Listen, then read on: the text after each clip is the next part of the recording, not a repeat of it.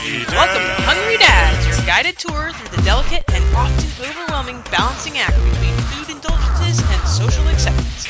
And now, as always, here are your hosts, Rod Budget and Hugh Gallen.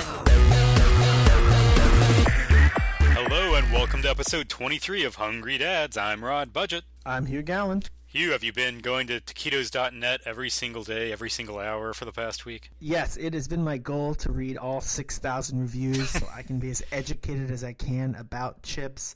I feel like I am ready to take a test on the subject, maybe even get my doctorate in chips if there is such a thing, which there should be.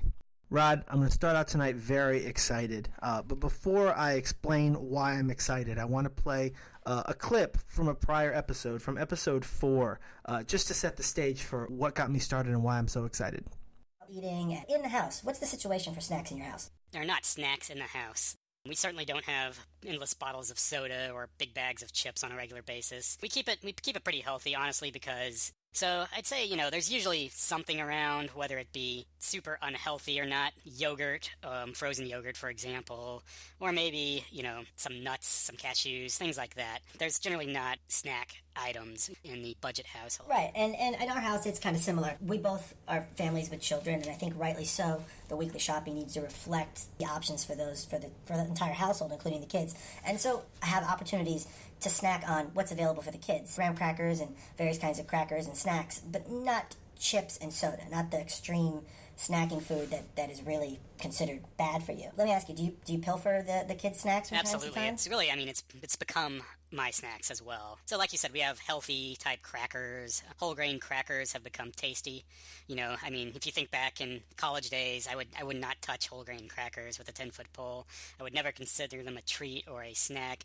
But that just shows, things change. And now I see the crackers up there, I'm like, all right, because, they're fine. They taste okay, but it's not like sucking down 2 gallons of soda or eating some delicious cheesy Doritos. Whole grain crackers, I'll take a few, but I'm not going to sit there and pour the box into my mouth. That was from episode 4 when we were just young podcasters starting out. Do you remember that conversation? I don't know if you do, but basically we were talking about our world of snacking nowadays as dads. We don't buy potato chips and ice cream. We have crackers and frozen yogurt. Of course I remember it. I'm still living it, unfortunately. I believe out of that came your snack hacks segment a few episodes later with the lemonade and the Cheerios butter. Exactly. And so that segment was about trying to subvert the reality that we live in, that there are not delicious snacks in the house.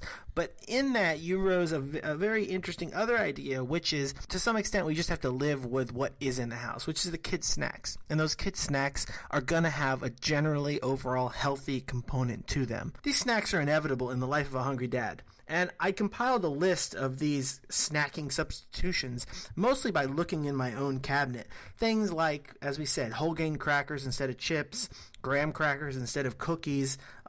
Really, there is no soda replacement. Soda was just a no. And I was going to do a list of these snack substitutions, and I was going to review them comparatively with my own opinion of which substitutions held up and which ones really left me disappointed and wanting more. But it occurred to me, who cares what I think about these substitutions?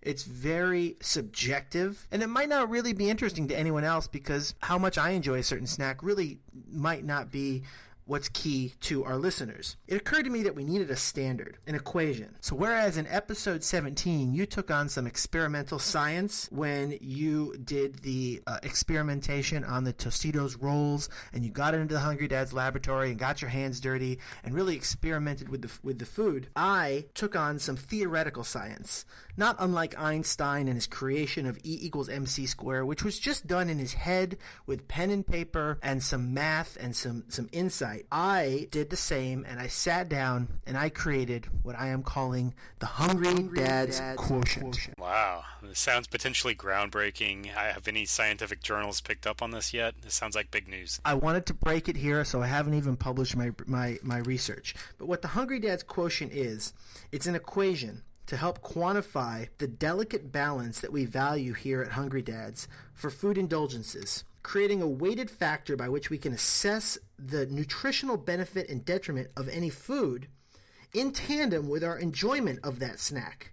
and create one number by which we can assess and compare these snacking options.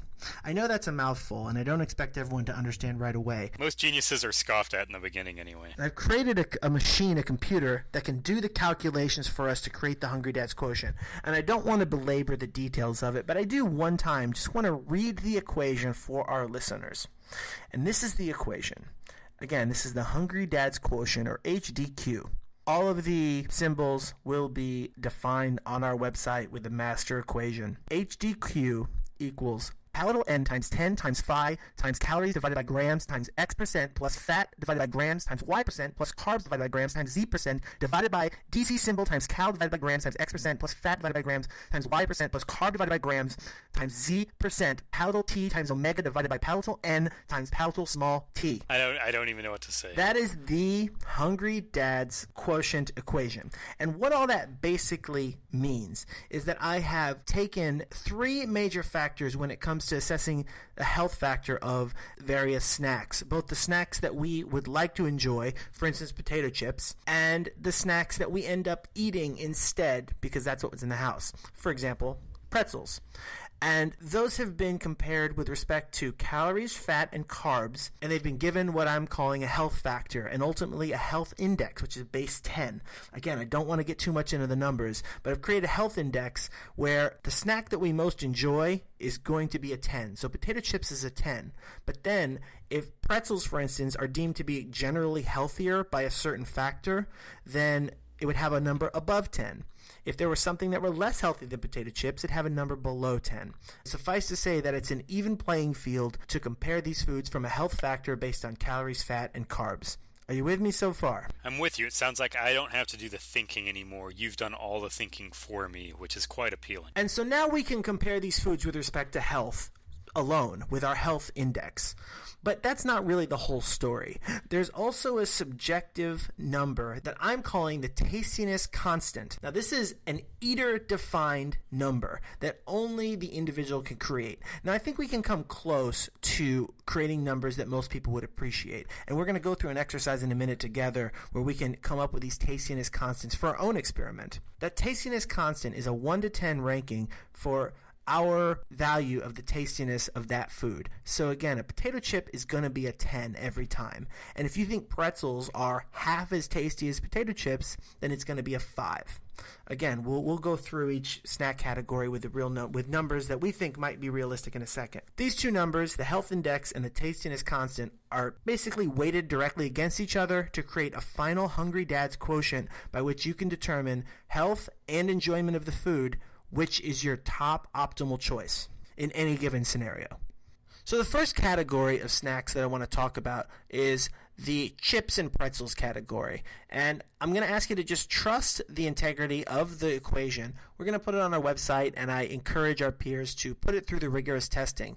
Let me ask you, if potato chips are a 10, where would you put pretzels on that spectrum between 1 and 10? Pretzels are pretty tasty. They're obviously not as good as your straight-up potato chips, but I think I would put pretzels at about a 6. Okay, so I'm going to enter 6 into the machine. And how about baked potato chips? Where would you place those? I think the plain baked chips aren't great. They're kind of cardboard-ish. However, the flavored baked chips are pretty darn tasty, so I'm going to assume a 7. Okay, and entering that into the Hungry Dad's Quotient calculator. Lastly, whole wheat crackers. How do those compare to potato chips, with potato chips being a 10? Whole wheat crackers, I know I said they were somewhat tasty in a prior episode, but honestly, it's a pretty big drop-off from actual potato chips. That's probably a 3. Okay, running those numbers.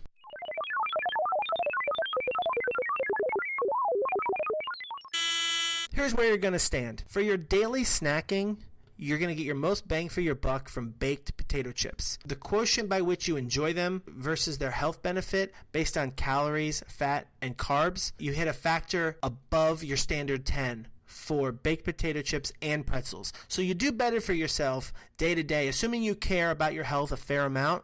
You do better for yourself with pretzels and baked potato chips. However, if you think about your mindset, say at a Super Bowl party, where health isn't as big of a concern, you're going to want to go right for those potato chips. Next category for the Hungry Dad's equation is basically candy bars versus cereal bars. So if a candy bar, for instance the Snickers, is a 10, where would you put a cereal bar, like a Nutri-Grain strawberry type? Those cereal bars are pretty tasty. They're very sweet. I would put a cereal bar at a 7. Okay. Entering that into the machine and running the numbers.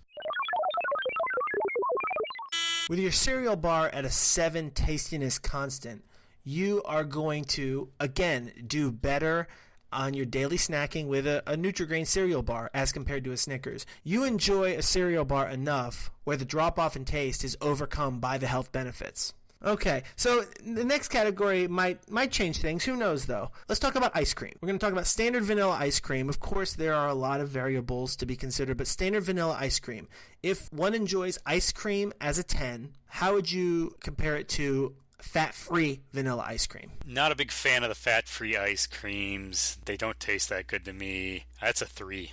Wow. Okay, that's very low.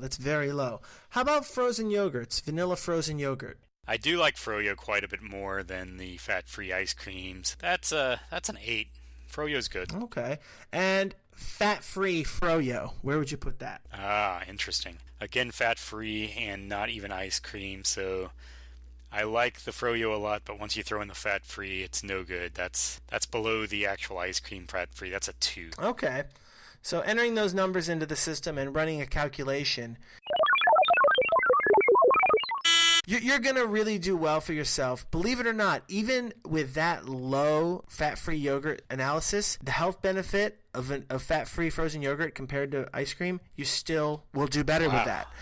The health benefits are so significant on fat-free frozen yogurt that even though you like it only a fifth, 20% as much, That's good to know. That's interesting. You would actually do better with that. The other options don't actually give you as much of a benefit. That fat-free frozen yogurt has a very, very low quotient when it comes to the calories and the fat, giving you a lot of bang for your buck on the vanilla frozen yogurt. So if you enjoy it even a little bit, you can eat more of it and do better for yourself. I might do that. So Hugh, this is a really revolutionary piece of mathematics and science, and I appreciate it. For the listeners out there, we're not going to go over all the categories that Hugh has up on the website. In addition to the potato chips, candy bars, and ice cream quotients that we discussed, he has analyzed gummy bears versus fruit snacks, soda versus diet soda and apple juice, Oreos versus chocolate Teddy Grahams, and cheese puffs versus Gerber Graduates Little Crunchies. So that's all up on the website. You can see what the HDQ turns out to be for all those categories as well. And this is, as I said, truly revolutionary. Hungry Dads! Alright, so whereas Hugh went through the actual trouble and work to come up with a scientific solution for our food problems, tonight, myself, Rod Budget, want to conduct the Great American Food Draft.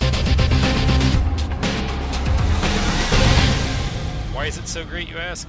Well, I've come up with 5 different food categories where Hugh and I will conduct a live draft of 6 food or food-related items within each category. Since Hugh had no idea or prior warning of the categories or draftable foods, I will allow him to make the first selection in each category. He will have the first draft choice. Here at Hungry Dads, we like to take things to the next level, so each category will have its own unique hypothetical drafting scenario. It's a bit confusing to explain, so let's just jump right into the draft, and I think it'll make sense soon enough. Does it make sense to you somewhat at this point, Hugh? Yes, you're going to give some food, and I'm going to pick which one is the choice given the scenario. That's correct. So here we go with scenario number 1. And this one's pretty basic. The draft category is donuts. And the scenario is you'll be given 1 free donut every day for a month, and the flavors will be rotated among your 3 draft picks. So Monday you'll get your first choice, Tuesday you'll get your second, Wednesday you'll get your third, throughout the entire month for free. The choices are jelly-filled, you can pick the jelly flavor, powdered, chocolate, glazed, Boston cream, and sugar. Those are the 6 choices up for draft. Hugh Gallen, you have the first choice. You're on the clock. My first choice in the donut draft is sugar donut. Wow, interesting. We'll rehash after each section, but I find that an interesting choice. With my first selection in the 2015 Great American Food Draft Donuts category, I select Boston cream. All right. Whew. I feel like I've got away with something there. My second choice in the donut draft will be chocolate. Chocolate goes with the standby. My second choice in the donut draft will be glazed. Hugh Gallen's third choice in the donut draft will be jelly. Thought you were avoiding the jelly filled, but I think that's a strong choice. And that leaves me with powdered. So, I get glazed, powdered, and Boston cream, which I'm pretty happy with. I got it some diversity there with the cream filled. Powdered's messy. I think that's why we both avoided it probably. It tastes fine, but it's really, really messy. Sugar. You're a big fan of the sugar donuts, huh? Yeah, I like the way the sugar crunches between my teeth when I eat it. I will say, if I had it to do over again, I wouldn't have jumped on it so hard because glazed and sugar are kind of on equal footing. I probably could have gotten away with a more popular selection and then landed on sugar or glazed and been pretty happy. That said, I'm very happy with the way this landed. I wanted to diversify my yellow cake versus my chocolate cake and my filled versus non-filled. So we were each kind of able to get that. Neither of us seized on all the filleds or on all of any certain type. So I think we were both seeking diversity, which really helped. Yeah, I think it was a successful draft for both of us. So now we'll move on to the next one, and these will get a little bit more complex with the scenarios as we go along. And this category is chip flavors. And the scenario is you're cheaping out and bringing one bag of chips to a holiday party. But here's the catch. You have 3 different parties to go to in the same day, and you're the chips guy at each party. So one of your selections will be taken to each party.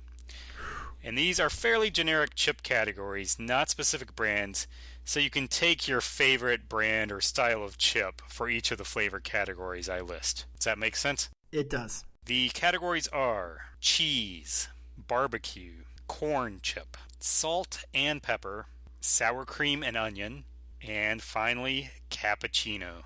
A lot of strategy goes into this one because you're taking it to a social event, but you're probably going to want some yourself. Okay. I'm coming right out of the gate with this. I have some strong feelings about this draft because I actually am the chip guy.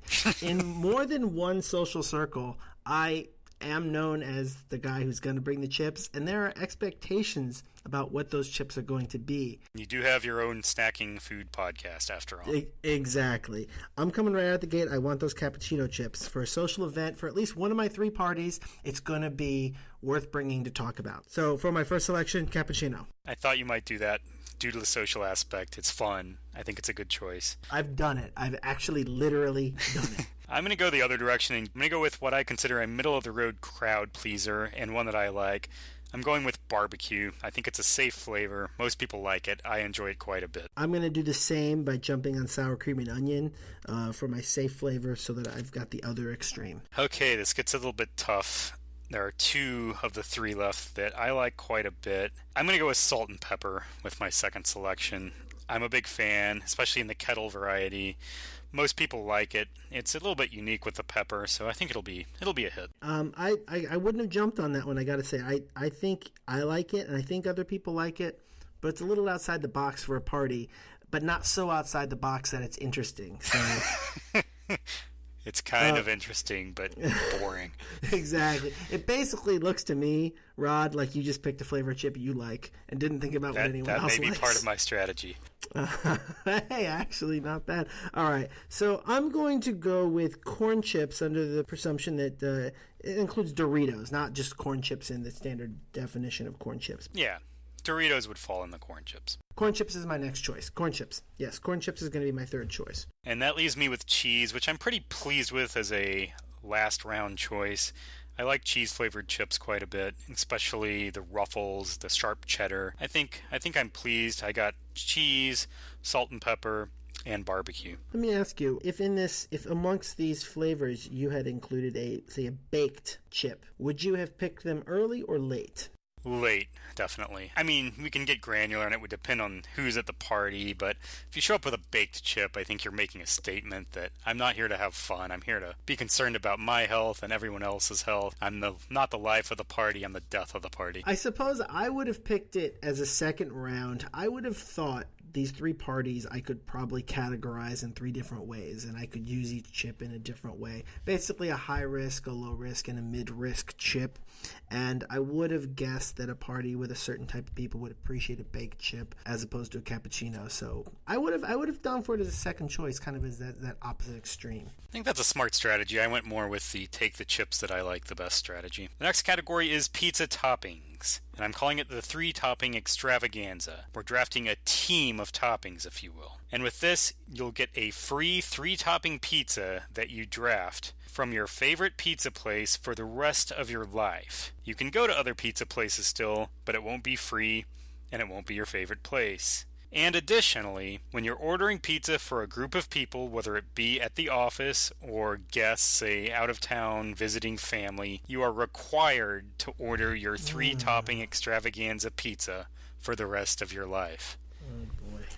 Are you ready to hear the toppings? I am ready. Don't worry, I was pretty nice, because I have to draft as well. The toppings are extra cheese, bacon, mushrooms, pepperoni, sausage, either ground or sliced. And the last topping is a double topping because they go together. Pineapple and ham. So you have the first choice, and remember, this is not only for you, but for guests and any group setting. Easy first round pick. Extra cheese. Wow. I have some strong thoughts about that, but I will save them. My first round choice is going to be pepperoni. That's a good choice. All right. Makes my second round choice very easy with sausage. My second round choice is mushrooms. All right. There's part of me that says this pineapple and ham would be a good choice and just tell everyone to pick the pineapple off, but I'm not going to ask guests to do that. So I'm going with the bacon. Sausage, bacon, and extra cheese is a hearty pizza. I think that's pretty solid, actually. But, you know, this is, you know, the scenario being what it is, without a doubt, bacon. I'm leaving that pineapple and ham on the table. Yes. And that leaves me with the pineapple ham. So I will have a pepperoni, mushroom, and pineapple ham pizza, which honestly I'm not too happy about. Yeah, that's a personally, tough one. I would like it, but I don't think it's going to please a lot of people. I left the door open if the draft fell a certain way where one could craft a vegetarian pizza by taking the ham off of the pineapple and ham, if that's a consideration. It wasn't a consideration for me, but I thought it was an interesting possible tactic. Let's talk extra cheese. Why did you go for extra cheese right off the bat? When you gave the condition that this was a pizza that would have to be ordered for guests, that took massive priority for me over my own preferences, because pizza toppings are of the paramount importance, and extra cheese is generally not an objectionable topping to anyone. I don't even love extra cheese, but you could pretty much do it without even anyone noticing, and so it wouldn't be an imposition on my guests. It seemed like a low-risk choice. I think that's a smart strategic move now that you explain it that way. We're thinking of the other people. It's a noble move. My whole thing with extra cheese, not just with this exercise or draft, is there's no way of knowing if you really get the extra cheese. I don't know if these people are really putting extra cheese on my pizza. With any other topping, you can visually identify that the topping is there. With extra cheese, unless they're just heaping cheese and cheese is coming off the pizza. If you can notice the extra cheese, it might be too much extra cheese. Exactly. I often think when someone orders extra cheese, are they visually inspecting it to see if they got extra cheese? It's the old Rod Budget saying, only a fool orders extra cheese. I've heard you say it. Okay, our next draft round is soda. And here is the hypothetical situation. We are making a 3-soda suicide of mixing the flavors together. This is the only soda you can drink for 1 year. You cannot extract individual soda flavors. You must drink the 3-soda mixture. This is going to get intense. Here are the soda choices. Root beer. General dark colas such as Coke and Pepsi. Cherry cola. Orange soda. Grape soda. And lemon lime soda such as Sprite or 7-Up. You have the first draft choice, Hugh. Easy first choice with lemon lime soda. Okay. I will start with orange soda. My next choice will be cherry cola. Ugh, that's a tough break for me. I will go with root beer. All right, wow. All right, you made this easy for me. I don't know what you're drinking, but I'm taking my dark cola and going home. I am left with grape, which I don't think I don't think it's terrible. Oh, Rod, I think it's terrible. Okay. I get that you picked flavors you liked, but No, I don't I was think trying they to be go strategic together. as well. I was hoping to go for an all-fruit soda, and there were 4 fruit categories, and I wasn't able to get 3 of them, so I was left out in the cold. Oh, man. Yeah, mine is orange, root beer, and grape. God The bless orange you. root beer is kind of like a creamsicle type. I think that would be fine by itself, but yeah, the grape, orange, and root beer. I'm in trouble. I mean, I think I pretty much just crafted cherry cola. You did a good think job, yeah. You took a couple risks that I capitalized on, in my opinion, because I'm looking to simplify as much as I can. I think your oranges and your grapes and your root beers are going to tweak that flavor too much in any direction. So I got to tell you, I'd rather have what you have than any one of the 3 mixed with mine, because then it would just ruin Yeah. what I have going. At least yours is a unique mixture. Slow and steady wins the soda race sometimes. I think you proved that. There are 2 more rounds. All right, you have first draft picked on the next 2 rounds. Let's see how that takes care of things. I'll take the first draft choice in this round, and then you can have it for the last one. Okay, very well. This next one is an interesting one. Fast food chains. This is the only fast food chain of these 6 that you can eat at for the rest of your life. And you have to eat there a minimum of once a week. But you get up to $20 in free food each week. And the catch with this one is that we're only picking 1 each. So thank you for letting me take the first choice. The chains are McDonald's, Burger King, Wendy's, Taco Bell, Chick-fil-A, and KFC. So I'll take the first choice without really explaining my rationale, because I don't want to influence you in any way. And then after he selects his, we can talk about it.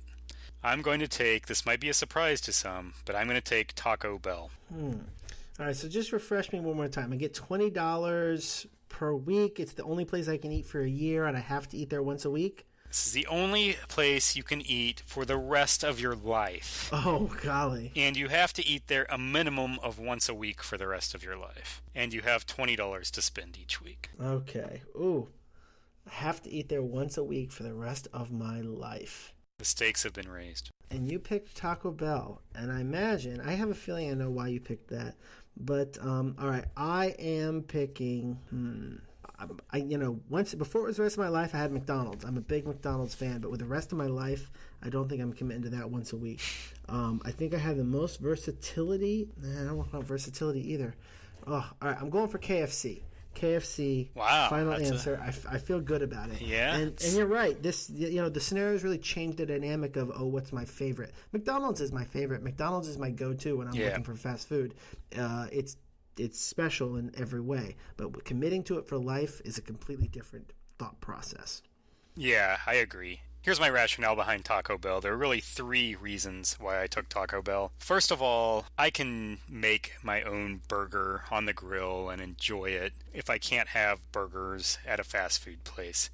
I can't really easily make Mexican food or tacos at home and replicate it. Secondly, Taco Bell, the menu is based in kind of Mexican food, but they're always on the forefront of diversifying and they always have new things coming out.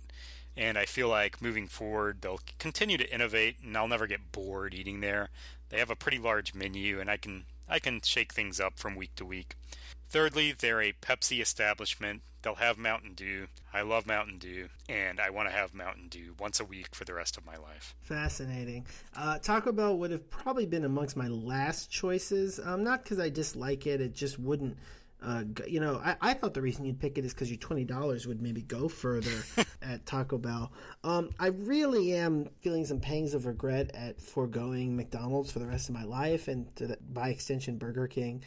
Chick-fil-A I can live with or without, although it probably should have been my choice because my major thinking was, not that I'm too hung up on health, but the provision of the rest of my life once a week is something I'm stuck with, even if I decide to make some major lifestyle changes that I always dream of making. Like starting to live and eat healthier. God forbid I even became a vegetarian, which is something I will never do, but it's something I fancy. I would love to have the willpower to do that. With this scenario, it's not impossible, but it gets difficult. Yeah, I can tell you're a little torn up there, but I think it's the right choice. I think these scenarios, you're not necessarily picking your favorite. You have to be a little more strategic about it. And I think it produces some interesting results because I think the vast majority of people out there would pick Chick-fil-A just because it has such a loyal following, and it is very tasty, but I think for the reasons we stated, it's not the smartest choice for the rest of your life. Our last draft is going to be what I call the winner's draft. And this is where Hugh is going to take his number one choices from each category, and we're going to modify it a little bit to say, this is the only one of these you can have for the rest of your life. Similar to what we did with the fast food chains, but now for all categories, and he has to use his number one draft choices. So to recap, he will either have to pick a sugar donut as the only donut he'll eat for the rest of his life, cappuccino chips as the only chip he will eat for the rest of his life, extra cheese as the only pizza topping he will eat for the rest of his life, lemon lime soda as the only soda he will eat for the rest of his life, KFC as the only fast food place he will eat for the rest of his life. So this really kind of throws a curveball because there was a lot of strategy involved in picking these, but I thought it'd be interesting to go back, look at the number one choices, and say, you have to pick one of these to commit to for the rest of your life. Hugh Gallen. Well, this round is a conservative player's nightmare because in no case did I necessarily seize exactly. my absolute favorite based on my calculations. And I'm glad I didn't know this at the time because I would have been unavoidable that it affected my decision-making throughout. It would have immediately and entirely compromised every choice. So if we were to go back now with knowing what I know now, I wouldn't have been able to make the same choices. So that's why the game is set up the way it is. It is an absolute trap. That said, I have a pretty easy answer here, and it's that I would go for sugar donuts for the rest of my life at exclusion of the rest. A couple reasons. Donuts are probably the least important of those categories to me, and that's not to undermine my love for donuts. But at the prospect of having to forego everything else, I can say goodbye to those other donut categories more quickly than I am those other restaurant, pizza topping, chip categories, because my passion for donuts is just lower, frankly, than those other things. And I do enjoy a sugar donut. I would venture to guess that if I had to commit to a donut for life, the sugar would probably be it anyway. So even so, I'm very comfortable and confident in this decision. But yeah, so the sugar donut for life, and I don't have much regret. I have a fair amount of regret, but not a ton. Yeah, I think that's the right choice. I won't go through a whole draft myself, but I think that's what I would go with as well, for the reasons Hugh stated. And also, I think all donuts are just amazingly tasty, so whatever flavor you get, you're going to enjoy it for the rest of your life. And also, I don't eat donuts that often as I should or would like to, so I think it impacts my life a lot less than, say, chips or pizza, which I eat more often. Hungry Dads! Visit our website at hungrydads.com. Follow us on Twitter at hungry_dads. This has been a Hungry Dads production. Easy first round pick, extra cheese.